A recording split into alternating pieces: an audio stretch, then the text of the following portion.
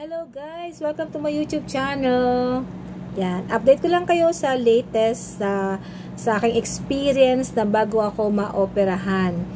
Bali, kausap ko kanina yung ENT doctor ko na mag-opera sa akin. So, tinanong ko sa kanya kung ano-ano ba yung mga dapat na laboratories na kinakailangan. So, ang sabi niya, pa-laboratory ako, magpa-CBC, and then yung sodium, potassium, and then yung ECG.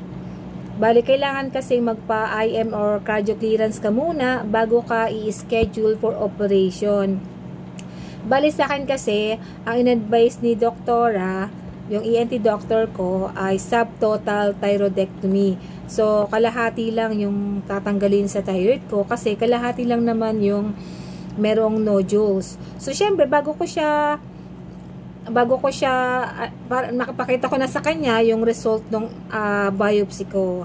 Nagpa-biopsy muna ako dahil nga sabi sa ultrasound ay medyo malaki na yung aking nodule. So, nagpa-biopsy ako. So, doon ko nalaman na suspicious siya. So, ang in-advise sa akin talagang tanggalin yun. Baka, and then after na matanggal na, itetest yun ulit kung yun ba ay cancerous o hindi.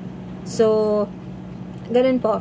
So, ang advice nila sa akin nga, magpa-IM or cardio clearance muna, and then pagka okay na, saka ka pupunta sa kanya, at ipapakita mo sa kanya yung clearance mo, and then saka ka i-schedule for operation. So, kinakailangan yun. Bali, kapag sa government hospital ka naman kasi magpapa-opera, ganyan, ay libre na yun sa government. So, kailangan mo lang i-ready yung PhilHealth ID mo.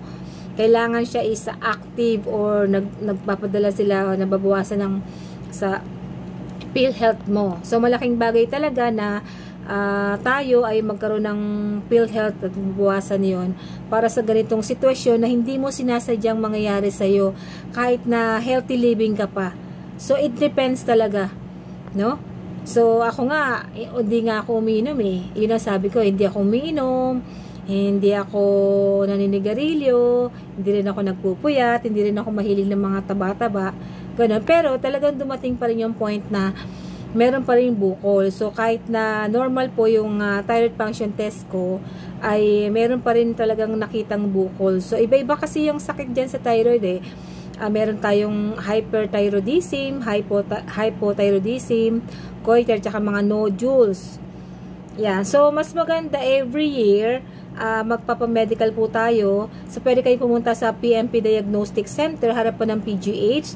Doon po kasi is kompleto ang mga medical nila. Okay? So, doon, pag magpapa-ultrasound kayo sa umaga, available. And after 30 minutes, makuha nyo na yung result. And then, syempre, pag may mga blood chem kayo, dapat fasting. Kasama din yung FBS na pinarequest sa akin. And then, urinalysis ko. So, for naman, normal naman lahat yon.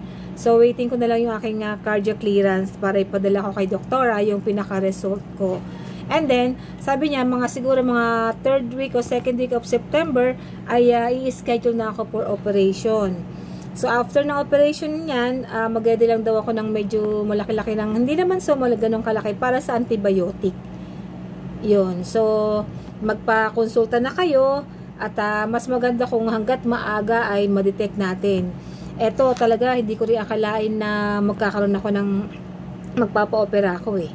Akala ko kahit na kumakain ka ng mga fruits, ganyan, okay ka na. So, mas maganda pa rin na magpunta kayo sa PMP Diagnostic Center. Doon kayo magpakuha ng dugo. Harapan ng PGH lang yan. Ang result, agad makuha within the day. Okay? So, kahit medyo mahal, magastos ang magpa-medical, at least, makikita mo naman kung normal ang mo, at maagapan yon, no? So, tawag lang po kayo sa 527-3767 or mag-drop by na lang po kayo dun sa PMP Diagnostic Center para magpa-medical.